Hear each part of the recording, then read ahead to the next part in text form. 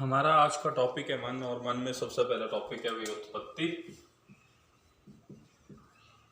तो व्युत्पत्ति के दो लक्षण हैं। सबसे पहले मन्यते अवबुध्यते अनेन इति मनः, मन्यते ज्ञायते अनेन अनेन इति मनः, जिससे हमें ज्ञान प्राप्त होता है। दोनों डेफिनेशन का ऑलमोस्ट एक ही मतलब है, जिसके द्वारा हमें ज्ञान प्राप्त होता है उसको मन बोलते हैं। जिसके द्वारा कुछ जाना जाता है,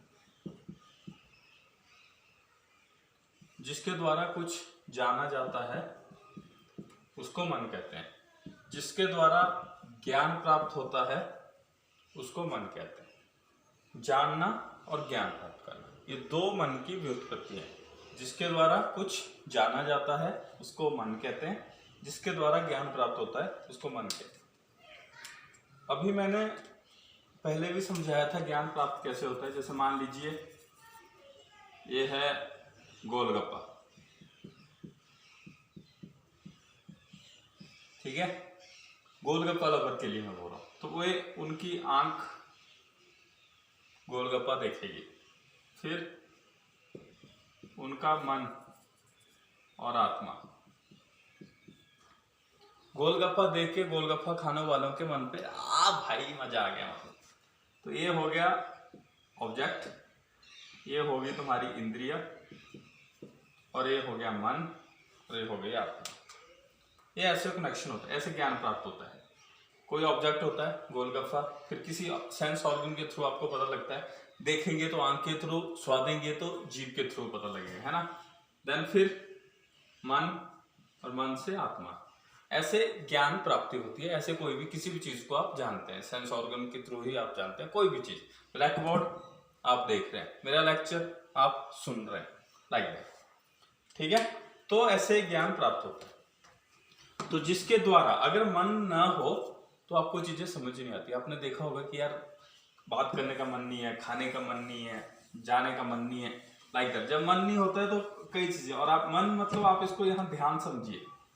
कई बार अगर आपका ध्यान नहीं होता है तो सामने वाला आपके सामने से निकल भी जाता है, आप उसको देख ही नहीं पाते। सामने वाला बोल रहा होता है, आपको बात ही सुनाई देती, क्योंकि आपका ध्यान नहीं होता है, मन नहीं होता है। तो मन से जिसके द्वारा ज्ञान प्राप्त हो, जिसके द्वारा कुछ जाना जाए, उसको मन कहते हैं। अब नेक्स्ट है मन के लक्षण। मन के लक्षण का दो नंबर के आते हैं सारे क्वेश्चन। जैसे मन के पर्याय आगे 2 नंबर का आगे। मन के लक्षण में सुख दुख उपलब्धि,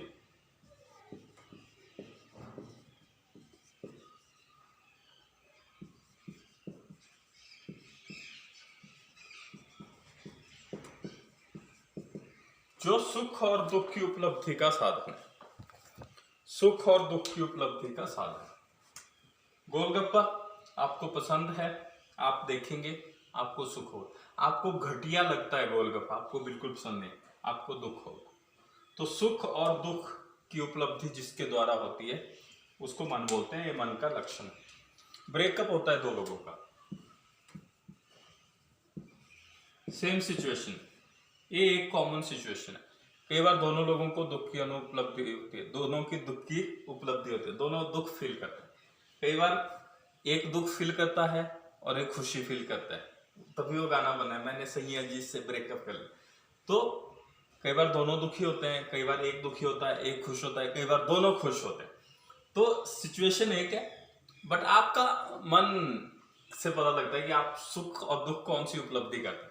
तो मन के द्वारा, ऐसी इंद्रिय जिसके द्वारा सुख और दुख की उपलब्धि होती है उसको मन कहते हैं। देन दूसरा क्या है, आपको पता है यहां आत्मा, फिर आपका इंद्रिय, फिर आपका अर्थ, इनका सन्निकर्ष। सन्निकर्ष होता है मिलना, ठीक है। जब ये आपस में कंबाइनेशन, ये जो कॉम्बिनेशन है ये सन्निकर्ष है। जब ये तीनों आपस में मिलेंगे तो मिलने को सन्निकर्ष बोलते हैं। आत्मा इंद्रिय अर्थ, यहां देखिए अर्थ इंद्रिय मन आत्मा, मन को छोड़ दीजिए, आत्मा इंद्रिय अर्थ, इन तीनों के सन्निकर्ष का जो कारण है, इन तीनों के जो संयोग का कारण मन, इन तीनों के संयोग से, इन तीनों के सन्निकर्ष से जो ज्ञान प्राप्त होता है, इनके तीनों के सन्निकर्ष से जो ज्ञान प्राप्त करवाता है उसको मन कहते हैं। इन तीनों के सन्निकर्ष से जो मन प्राप्त कराता है, जो ज्ञान प्राप्त कराता है उसको मन कहते हैं। इंद्रिय, आत्मा, इंद्रिय, अर्थ के सन्निकर्ष से ज्ञान प्राप्त होना मन का लक्षण है। सुख और दुख की उपलब्धि होना, सुख और दुख की उपलब्धि होती है जिस इंद्रिय के द्वारा, उसको मन कहते हैं। आत्मा, इंद्रिय, अर्थ के सन्निकर्ष से जो ज्ञान प्राप्त होता है उसको मन कहते हैं। मन के दो लक्षण है, मन के लक्षण कई बार 2 नंबर में भी आते हैं और पूरा टॉपिक तो मन का मैंने बहुत रेयर देखा है। मन के छोटे क्वेश्चन ज्यादा बनते हैं, जैसे मन की व्युत्पत्ति जिसके द्वारा जाना जाता है, जिससे हमें ज्ञान प्राप्त होता है। मन के लक्षण, सुख और दुख की उपलब्धि का साधन, और आत्मा, इंद्रिय, अर्थ के सन्निकर्ष से जो ज्ञान प्राप्त होता है उसको मन कहते हैं। देन अगला पॉइंट आता है मन का स्थान। तो मन का स्थान हृदय है।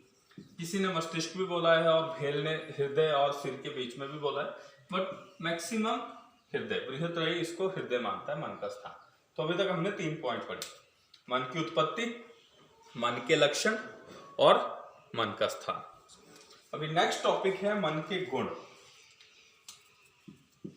मन के 2 गुण हैं, एकत्व, अणुत्व। अणुत्व होता है माइन्यूट और एकत्व का होता है एक।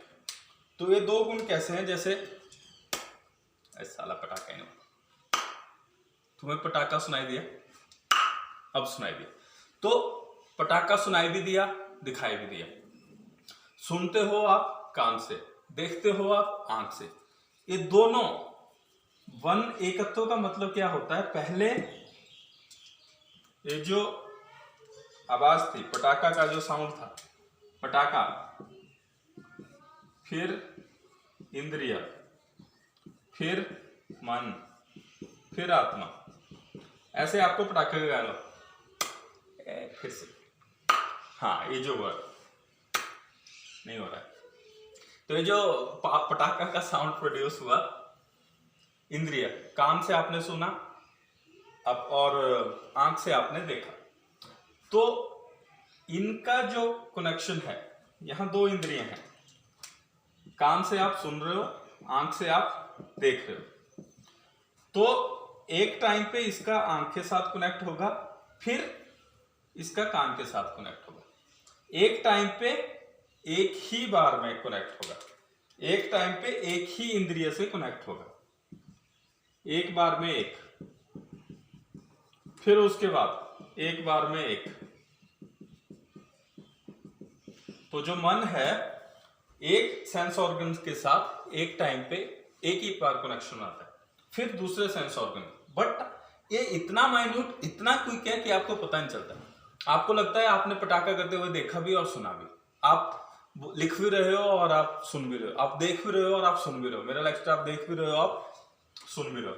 तो आंख भी यूज हो रही है, कान भी यूज हो रही है, बट ये इतना फास्ट है, इतना माइन्यूट है। अणुत्व, अणुत्व का मतलब है इतना फास्ट और इतना क्विक होता है, पर होता है एक एक के साथ है।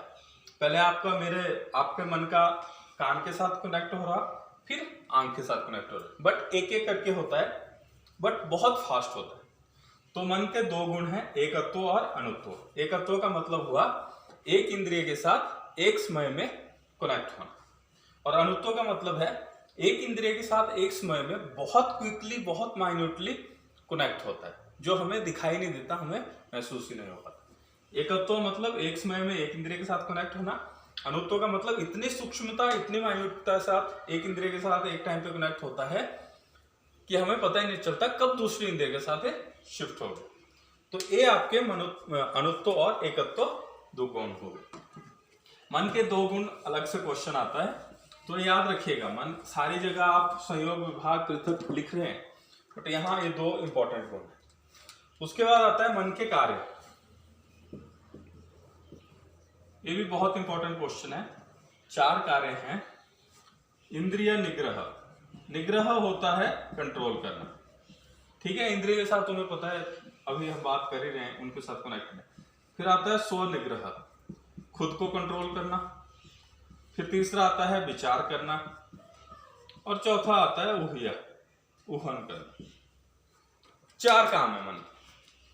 इंद्रिय निग्रह, यहाँ मन ना आपकी क्लास के सीआर की तरह है, जिसको क्लास भी कंट्रोल करनी होती है थोड़ी बहुत, उसी की सुनता कौन है, पर चलो सो कॉल्ड थोड़ी बहुत क्लास भी कंट्रोल करनी पड़ती है और खुद भी बड़े डिसिप्लिन में रहना पड़ता है, खुद भी कंट्रोल करना है।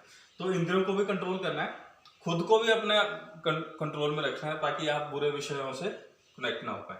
खुद को भी कंट्रोल, इंद्रियों को भी कंट्रोल में रखना है, खुद को भी कंट्रोल में रखना है और विचार करना है, थिंकिंग तुम्हें पता है मन का काम।